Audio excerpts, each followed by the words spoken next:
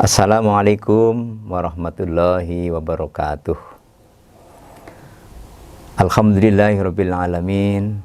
Assalatu wassalamu ala nabiyyina Muhammadin wa ala alihi wa ashabihi ajmain. Amma ba'du. Anak-anakku yang soleh dan solehah yang saya banggakan, bapak dan ibu, orang tua, ayah bunda di rumah yang berbahagia yang saya hormati. Pertama, marilah kita haturkan rasa syukur kita kehadirat Allah Subhanahu wa Ta'ala. Semoga dengan bersyukur nikmat Allah untuk kita semuanya selalu dilipat gandakan. Yang kedua, salat dan salam semoga tetap tercurahkan kepada Nabiullah Muhammad SAW, Nabi yang telah membawa risalahnya hingga sampai kepada masa kita sekarang ini. Menjadi masa di mana kita bisa memeluk agama Islam yang diridhai oleh Allah Subhanahu wa Ta'ala. Masa yang penuh dengan hidayah, petunjuk dari Allah Subhanahu wa Ta'ala. Tidak seperti masa jahiliyah, di mana kebanyakan di antara mereka adalah tersesat. Mereka kufur terhadap Allah Subhanahu wa Ta'ala. Anak-anakku sekalian yang soleh dan solehah, serta ayah bunda yang saya hormati, bahwa umat Islam mendapat kewajiban yang kewajiban itu perintahnya langsung disampaikan oleh Allah Subhanahu wa Ta'ala dengan menghadirkan Nabi Muhammad SAW, yaitu ibadah sholat. Sholat adalah perintah Allah, sedangkan berjamaah di masjid adalah sunnah Rasulullah. Pada masa Rasulullah hiduplah seorang sahabat yang bernama Sa'ban. Sahabat Sa'ban ini selalu hadir di masjid sebelum waktu sholat tiba. Dan ia selalu menempati tempat yang terdepan dan yang paling kanan. Dengan harapan apa? Dengan harapan si Sa'ban ini, sahabat Sa'ban ini radhiyallahu an, bisa datang ke masjid beraktivitas tanpa mengganggu sahabat-sahabat yang lain. Ini berjalan setiap hari dan setiap waktu. Setiap sholat fardu Sa'ban, sahabat Sa'ban radhiyallahu an selalu berada di masjid lebih awal. Sampai pada suatu subuh, sahabat Sa'ban ini tidak ditemukan oleh Rasulullah. Kemudian waktu pelaksanaan sholat subuh pun ditunda untuk beberapa saat, dengan harapan sahabat Sa'ban yang hebat ini bisa hadir ikut bersama-sama sholat subuh secara berjamaah. Akan tetapi setelah ditunggu dan diberi waktu jeda beberapa saat, sahabat Sa'ban radhiyallahu anhu pun tidak kunjung datang. Maka akhirnya Rasulullah memutuskan sholat subuh segera dilaksanakan. Anak-anakku yang soleh dan solehah, ayah bunda yang saya hormati, selesailah sholat subuh terlaksanakan. Kemudian Rasulullah berdiri dan bertanya kepada para sahabat, "Wahai sahabatku, adakah di antara kalian yang tahu bagaimana kabar sahabat Sa'ban?" Para sahabat tidak ada satupun yang menjawabnya. Lalu Rasulullah pun mengulangi pertanyaannya, "Wahai sahabat-sahabatku, adakah di antara kalian yang tahu di mana tempat tinggal Sa'ban?"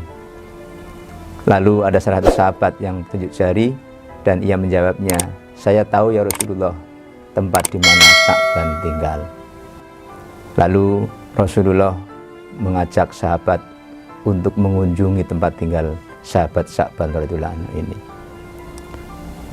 Sahabat Sa'ban ternyata rumahnya membutuhkan waktu perjalanan yang cukup lama. Dengan berjalan kaki dari masjid menuju ke tempat tinggal Sa'ban itu adalah butuh waktu 3 jam perjalanan kaki. Bisa kita bayangkan betapa rumah yang jauh butuh perjalanan 3 jam ini tetapi sahabat Sa'ban radhiyallahu anhu itu selalu datang tepat waktu. Berarti betapa sahabat Sa'ban radhiyallahu anhu ini adalah sahabat yang betul-betul mementingkan dan mendahulukan dalam hal persoalan ibadah, yaitu sholat, menyembah Allah Subhanahu wa ta'ala. Sesampainya di rumah sahabat Sa'ban ini, kemudian Nabi Muhammad SAW beserta para sahabat mengucapkan salam kepada tuan rumah di rumahnya sahabat Sa'ban radhiyallahu anhu. Assalamualaikum. Kemudian mereka diterima oleh istri sahabat Sa'ban radhiyallahu an dengan menjawab salam, waalaikumsalam warahmatullahi wabarakatuh. Kemudian Rasulullah pun menyapa istri Sa'ban, kemudian bertanya, bisakah kami bertemu dengan sahabat Sa'ban?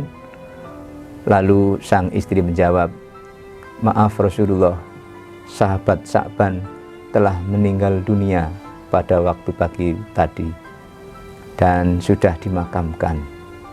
Lalu Rasulullah pun mengucapkan kalimat tarji, inna lillahi wa inna ilaihi raji'un. Anak-anakku yang soleh dan solehah serta ayah bunda, setelah itu terjadilah percakapan di antara mereka. Istrinya menceritakan bahwa pada saat sahabat Sa'ban sakaratul maut, ada 3 kalimat yang diucapkan oleh sahabat Sa'ban.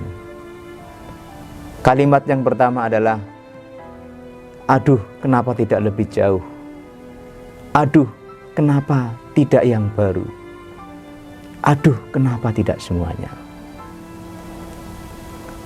Kemudian sang istri sahabat Sa'ban radhiyallahu anhu ini bertanya kepada Rasulullah, apa maksud dari kalimat-kalimat suami kami ya Rasulullah? Lalu Rasulullah menjelaskan, wahai istri Sa'ban, sungguh engkau beruntung mendapat suami seperti Sa'ban. Bahwa kalimat pertama yang diucapkan oleh Sa'ban, aduh kenapa tidak lebih jauh, di mana pada saat sakaratul maut sahabat Sa'ban dipertunjukkan oleh Allah Subhanahu wa ta'ala betapa besar pahala perjalanan menuju ke masjid dari tempat tinggalnya. Rumah sahabat Sa'ban yang perjalanan 3 jam perjalanan kaki, ternyata bagi Sa'ban masih kurang jauh. Karena kejauhan jarak rumah ini, ia melihat pahalanya luar biasa. Sehingga ia membayangkan, kalau ini rumah kami lebih jauh lagi dengan masjid, tentunya pahalanya akan lebih luar biasa lagi. Lah, sahabat Sa'ban menyesal kenapa rumahnya tidak lebih jauh. Lalu yang kedua, sahabat Sa'ban pada saat sakaratul maut menyampaikan, aduh kenapa tidak yang baru. Pada suatu pagi menjelang ia berangkat sholat subuh, ia merasa dingin. Lalu sahabat Sa'ban ini memakai 2 baju. Baju yang pertama, baju yang bagus, dipakai di dalam karena dingin, kemudian dirangkap. Baju yang kedua, baju yang sudah bekas, sudah kurang bagus, dipakai di bagian yang luar. Di saat berjalan menuju ke masjid, sahabat Sa'ban ini melihat ada seorang yang kedinginan. Kemudian sahabat Sa'ban ini iba, lalu ia merelakan baju yang luar itu dilepas, kemudian diberikan kepada orang yang kedinginan itu.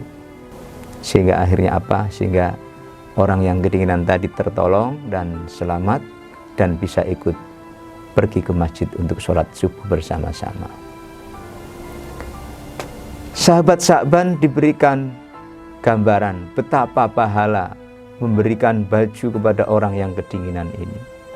Sungguh luar biasa baiknya, luar biasa banyaknya pahala yang didapatkan.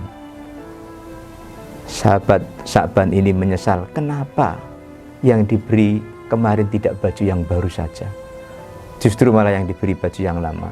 Coba kalau diberi yang baju yang baru, pastinya tentunya pahalanya akan lebih banyak lagi dan akan lebih baik lagi. Lalu ucapan yang ketiga, waduh, kenapa tidak semuanya? Sahabat Sya'ban pada suatu pagi menemukan seorang pengemis datang ke rumah. Lalu sang pengemis ini mengeluh kepada Sya'ban, wahai sahabat Sya'ban, kami sudah 3 hari tidak makan minum. Sekiranya sahabat Sya'ban ikhlas memberikan sedekah kepada kami, berilah kami sedekah. Lalu sahabat Sya'ban memberikan 1 potong roti, kemudian dibelah menjadi 2. Sebagian untuk pengemis, sebagian dipakai untuk ia dan keluarganya.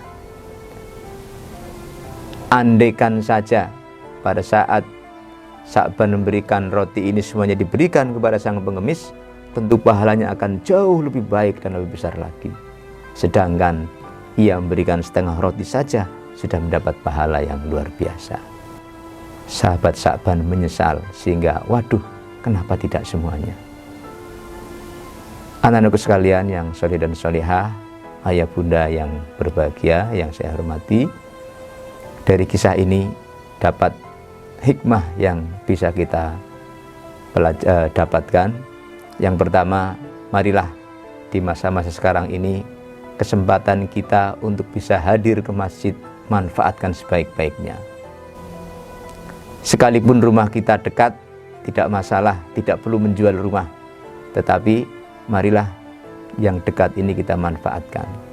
Terlebih-lebih sahabat-sahabat, anak-anakku yang soleh-solehah yang rumahnya jauh, semangatlah pergi ke masjid. Karena perjalanan menuju masjid itu pahalanya luar biasa. Rasulullah pernah menyampaikan, orang yang berjalan ke masjid, langkah kaki kirinya akan menghapus dosanya, langkah kaki kanannya akan menambahkan pahala. Yang kedua, bahwa kita perlu memiliki rasa empati. Ketika ada saudara kita yang kesulitan, marilah kita bantu semampu kita. Dengan bantuan yang terbaik akan lebih baik lagi. Tetapi semampu kita sesuai dengan yang dibutuhkan, itu pun sudah merupakan kebaikan. Dan insya Allah Allah akan catat dengan memberikan pahala yang luar biasa. Kemudian yang ketiga, marilah kita mencoba untuk selalu bersedekah. Sebagian dari harta yang kita miliki kita sedekahkan untuk orang lain yang membutuhkan. Sehingga apa? Sehingga apa yang kita miliki tidak hanya dapat kita rasakan manfaatnya di dunia ini saja, tetapi apa yang kita miliki insya Allah kelak akan bermanfaat di akhirat nanti. Demikianlah sedikit hikmah yang dapat kita pelajari dari kisah Sya'ban radhiyallahu an. Mudah-mudahan bermanfaat. Cukup sekian, mari kita akhiri dengan doa kafaratul majlis. Subhanakallahumma bihamdika asyhadu an la ilaha illa anta astaghfiruka wa atubu ilaik. Terima kasih. Wassalamualaikum warahmatullahi wabarakatuh.